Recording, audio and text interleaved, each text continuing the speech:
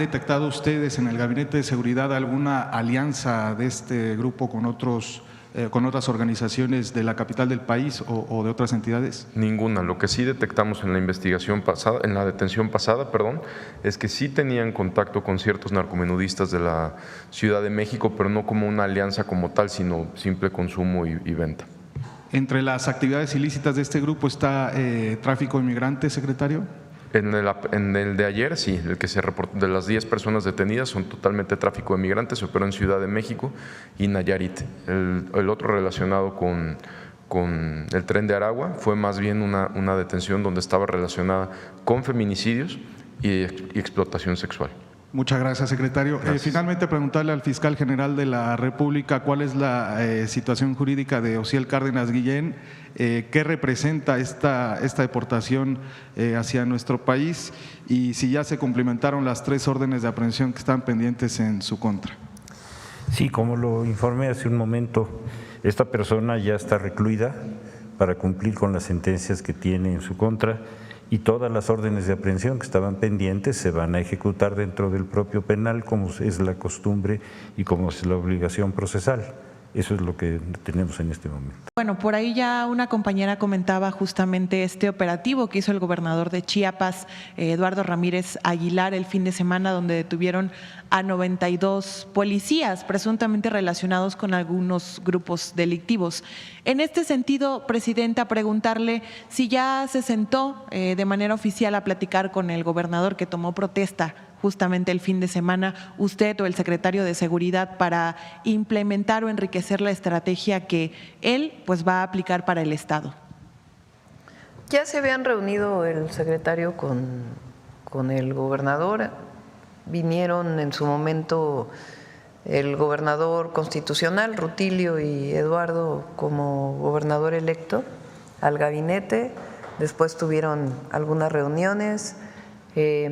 El sábado que estuvimos en el recorrido del tren, aproveché para tomar acuerdos con los 5 gobernadores y, bueno, 3 gobernadores y 2 gobernadoras del sureste. Ahí platicamos de obras públicas, distintos apoyos, el proyecto que tenemos de polos de bienestar en Tapachula y en la zona sur, en la frontera con Guatemala. Y también de la parte de la estrategia de seguridad que han estado trabajando, platicando con el secretario. Lo que se hizo, porque un grupo llegó a tomar la presidencia municipal y teníamos información desde días antes y además el día que estuve presente en la inauguración de la carretera, bueno, la ampliación de la carretera de Tuxtla a San Cristóbal. Se acercaron varias familias a decirme que pues este grupo que había entrado había generado mucho miedo en la población. Entonces lo que se hizo en ese momento por parte de la Secretaría de Gobernación fue ponerse en contacto era justo los días del gobierno saliente y el gobierno entrante, con el gobierno saliente para poder hacer algunas mesas de trabajo. Y se tomó la decisión de que entraran elementos de la Secretaría de la Defensa Nacional como labor social. Entonces se entró a repartir despensas en las casas y también a recuperar los servicios que no tenían, luz y agua. Entonces se hizo esta labor social, se sigue trabajando en la zona y además pues ya se hicieron algunos trabajos relacionados con seguridad. Y la parte política, pues hay que ponerse de acuerdo, digo política en el sentido de la elección que tiene que haber en Panteló, pues tiene que haber coordinación con el gobierno del Estado. Esa es la circunstancia que priva hoy y afortunadamente pues hay presencia todavía de la Sedena, de Secretaría de Gobernación y en coordinación con el gobierno del Estado. Presidenta, también preguntarle, justamente ayer el gobernador Eduardo Ramírez ofreció una conferencia de prensa y él mencionaba que pueden haber actores políticos que incluso lo apoyaron a él en la campaña, pero si se conducen fuera de la ley no habrá impunidad. En este sentido, preguntarle si, bueno, también tienen contemplado realizar algún operativo tipo el operativo Enjambre que hubo en la Ciudad de México, si es que acaso en este nuevo gobierno se llegan a detectar casos o actos de corrupción, y también si estuvieran involucrados funcionarias y funcionarios del gobierno saliente, ¿también usted apoyaría que no hubiera impunidad en estos casos? No es un tema político, es un tema de justicia y de seguridad y de aplicación de la ley. Entonces, en el caso no fue en la Ciudad de México, sino en el Estado de México, la Fiscalía del Estado de México tenía una investigación que involucraba a una presidenta municipal y a varios funcionarios de seguridad de distintos municipios. Entonces, el operativo en realidad fue parte del resultado de una investigación que culminó en la detención de estas personas. Así como en el Estado de México, en cualquier lugar del país, nosotros no porque sean de un partido político o de otro, aunque sean de Morena o de cualquier partido político aliado o de otro partido político que sean adversarios políticos, si están vinculados con la delincuencia, tiene que demostrarse, tiene que haber pruebas, evidentemente, y girarse por parte de un juez las órdenes de aprehensión. Entonces, eso es en todo el país. La colusión entre gobierno y delincuencia pues tuvo su máxima expresión con García Luna, y vean a dónde llevó en México.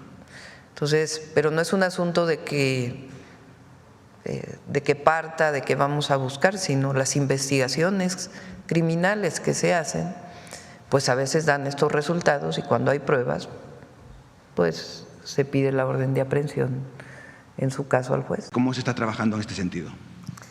Ahora le pido al secretario que conteste las particularidades, pero recuerden que la extorsión acaba de ser ya, tiene que publicarse en el Diario Oficial, pero se decretó delito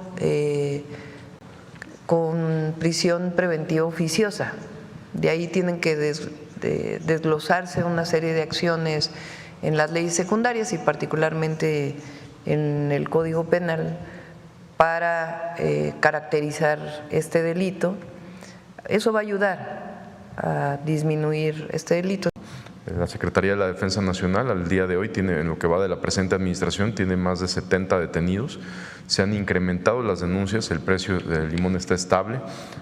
Estas detenciones pues inmediatamente tienen una repercusión en que disminuya la extorsión. Estos operativos se están replicando en otras partes también del país y en lugares donde tenemos coordinaciones muy estrechas con las fiscalías, como aquí en la Ciudad de México, pues se trabajan en conjunto también. Cuando hay denuncias, inmediatamente hay un área aquí en la Ciudad de México, por ejemplo, de manejo de crisis y negociación, donde se comparte la información, se atienden a las víctimas y se busca detener a los responsables. Cuando son extorsiones telefónicas, la gran mayoría, como lo hemos detectado, también ha salido de algunos penales, donde estamos trabajando también con gobiernos locales pues, para incrementar la tecnología en estos centros. Hoy en la madrugada estuvimos también en comunicación con el secretario de Seguridad de Chiapas para permanentes operativos que se están realizando en coordinación. Y ya por último, con la señora presidenta, me gustaría preguntarle sobre un tema… Sobre la extorsión es importante porque estamos trabajando en ello. Las personas no denuncian cuando son víctimas de extorsión por temor, y es entendible.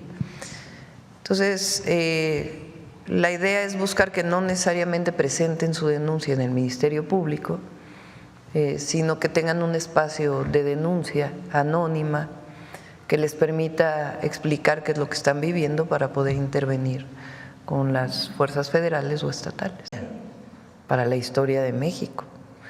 Porque durante muchos años, bueno, el 20 de noviembre lo convirtió en un desfile deportivo. ¿Y por qué era desfile deportivo? Pues quién sabe. La Revolución Mexicana había quedado de lado. Entonces, lo que es importante es que las fechas, los símbolos, los nombres de las calles, pues tienen un sentido histórico. El otro día vimos aquí cómo la calle de Madero, aquí en el centro, pues fue Pancho Villa quien se paró y con su escalera, banco, no sé qué sería, puso el nombre de Francisco I. Madero a la calle, porque tiene un símbolo de un héroe nacional que dio su vida por la tercera transformación del país y principalmente por la democracia. Entonces, esos símbolos tienen que representar, porque nos representan como mexicanas y mexicanos. Pero bueno, ya si se mueve de día el día de asueto, pues ya tiene que verse también con el sector turístico, ¿no?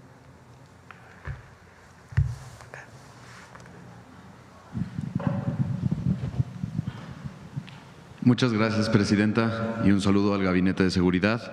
Mi nombre es Santiago de Llano Nieves, del medio alternativo de comunicación Ecos Media MX.